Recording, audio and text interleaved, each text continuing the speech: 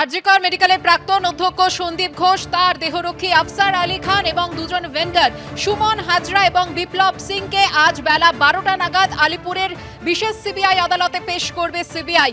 Fair and bright night and day cream ত্বক থাকবে bright সারাদিন, পলিউশন ফ্রি, ঠিক যেন রাতের ফোঁটা সাদা ফুল। সারাদিন হ্যাপি ব্রাইট স্কিন। সরাসরি আপনাদের আলিপুর কোর্টের সামনে নিয়ে যাব। আমাদের প্রতিনিধি সুকান্ত মুখোপাধ্যায় রয়েছেন আমাদের সঙ্গে। সুকান্ত, আলিপুর কোর্টের বাইরে ছবিটা কি দেখতে পাচ্ছ? নিরাপত্তায় কি কোনো বদল আনা হয়েছে? কতটা জোরদার করা হয়েছে সুরক্ষা?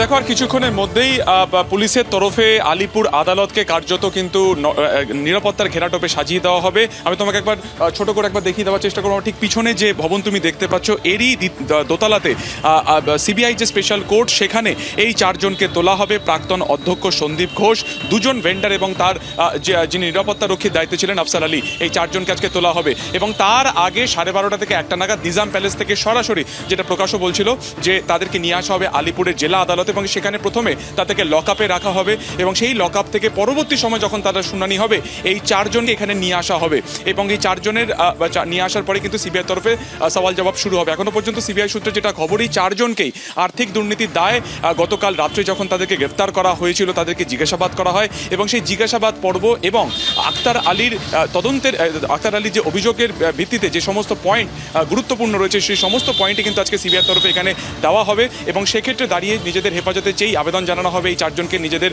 কাস্টাডিতে চেয়ে। তার পাশাপাশি এই গোটা ঘটনাতে আর কারা কারা যুক্ত রয়েছে সেটা জানা প্রয়োজন, সেই কারণে কিন্তু সিবিআই তাদের সওয়ালে এই বিষয়টিকেও রাখবে।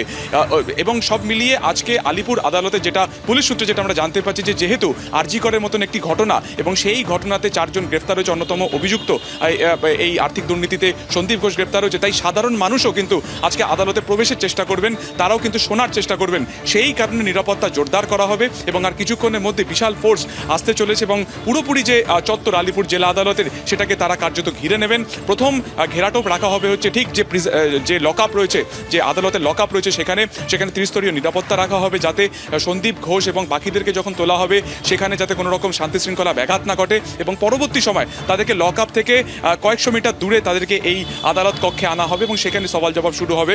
সব মিলিয়ে দুটোর কিছু পরে সওয়াল জবাব শুরু হতে পারে এবং 12:30 1টা নাগাদ তাদেরকে আনা হবে এবং 14 দিনের নিজেদের হেফাজতে চেয়ে কিন্তু সিবিআই আবেদন করবে, এমনটা কিন্তু জানা যাচ্ছে আর্থিক দুর্নীতি দমন মামলাতে।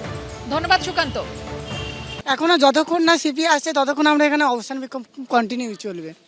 36 ঘন্টা তো এমনিতেই করি, তারপরে 8 ঘন্টা রোস্টার থাকে, তো এইসব নর্মাল আমাদের জন্য। রাত জায়গাটা কোনো ব্যাপার না আমাদের কাছে। আমরা যে এমবিবিএস এর প্রত্যেকটা প্রপে আমাদের পুরো প্রতিদিন মানে পরীক্ষার যে কন্টিনিউ 15-20 দিন বা 1 মাস ধরে পরীক্ষা চলতে থাকে, সেই সময় আমরা পুরো হয়তো সব দিন রাত জেগে আছি। সো রাত জায়গাটা আমাদের কাছে কোনো ম্যাটার করে না।